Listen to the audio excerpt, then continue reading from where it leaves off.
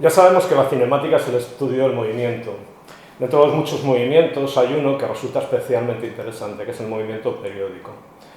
Bueno, el descubrimiento de que hay ciertas cosas que se repiten periódicamente, que pasado un cierto tiempo vuelven a ser iguales y así indefinidamente, es algo muy antiguo. Hay una serie de fenómenos de la naturaleza que invitan a esa concepción. Pero lo cierto es que es también una idea bastante abstracta, porque en realidad nunca es absolutamente perfecto.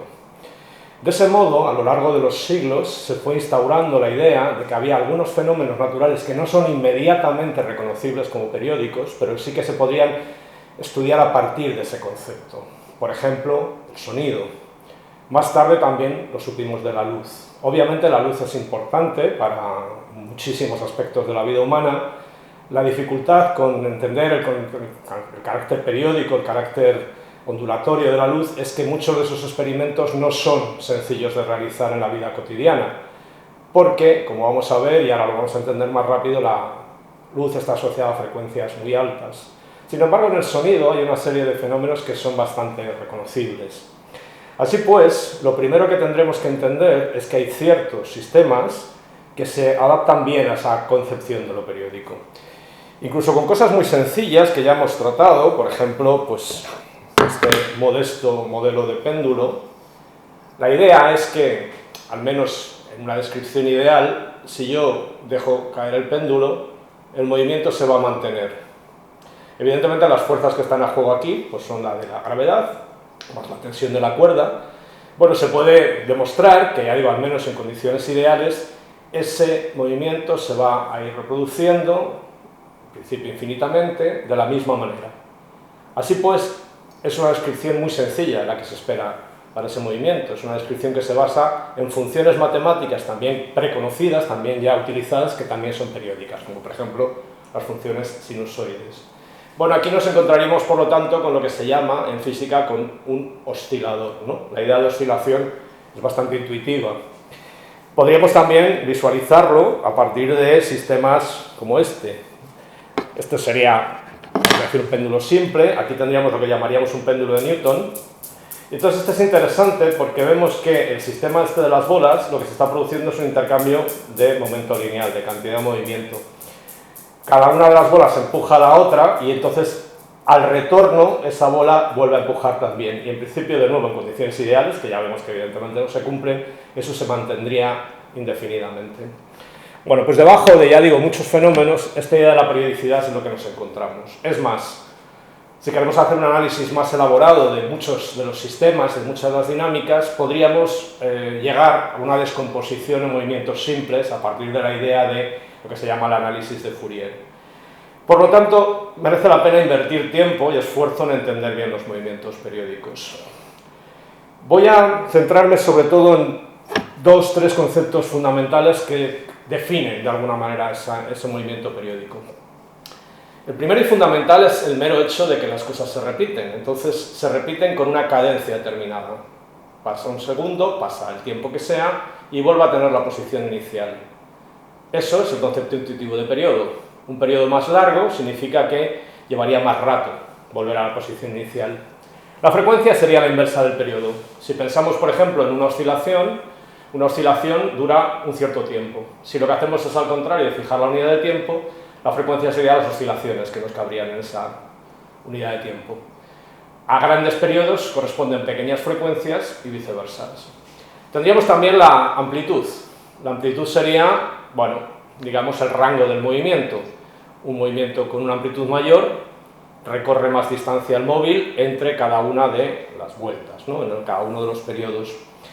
La fase del movimiento lo que nos describe es, dentro de la periodicidad del movimiento, en qué punto estamos. Así que dos cosas que están en fase están acompasadas, van al mismo ritmo, están siempre en el mismo punto. Dos cosas que no están en fase van retrasadas, aunque el movimiento se complete de igual manera para las dos, están desacompasadas. Podríamos tener movimientos, por ejemplo, en contrafase, es decir, si estamos pensando en una cosa que oscila, de arriba a abajo, en contrafase tendríamos que cuando uno está arriba, el otro está abajo. Se cruzan y vuelven a empezar. Bueno, son conceptos muy sencillos, pero que realmente son los básicos para entender este tipo de movimientos y que además son bastante sencillos de formular matemáticamente. Si nos vamos a la luz, podríamos hacer una asociación relativamente rápida entre la longitud de onda o la frecuencia y dentro del espectro visible las percepciones cromáticas, el color. Pero no va a ser el caso. En este caso vamos a intentar irnos hacia el sonido. Y dentro del sonido lo más sencillo es acudir a la música. Históricamente y culturalmente en Occidente se ha ido desarrollando el concepto de música tonal, de tal manera que hay, entre los infinitos sonidos que podríamos aceptar, hay una serie de sonidos, de tonos, de frecuencias que son los elegidos para componer, por ejemplo, una pieza musical. Esa es la escala que todos hemos aprendido, que es do, re, mi, fa, sol, etcétera, etcétera, ¿no? Bueno, cada uno de esos sonidos está asociado a una frecuencia. Por ejemplo, esto sería un diapasón. Este diapasón está calculado, es una estructura física que cuando se pone a vibrar, vibraría en 440 hercios. Quiere decir que en cada segundo habría 440 de esas vibraciones, ¿no? Si nosotros golpeamos el diapasón de tal manera que empieza a vibrar, en principio, si el diapasón está bien construido, el sonido que emite está emitiéndose en esa frecuencia y no en otra. Aquí tendríamos varios diapasones que, como se ve, tienen dimensiones físicas distintas y son esas dimensiones físicas las que le concede una frecuencia u otra. En general, a lo largo de la historia, este tipo de instrumentos han sido fundamental para afinar los instrumentos musicales. De modo que normalmente lo que se hace es pues, elegir uno, por ejemplo el 440, y si estamos pensando en una guitarra, ajustar la tensión de la cuerda para que suene adecuadamente, para que esté sonando de la misma manera.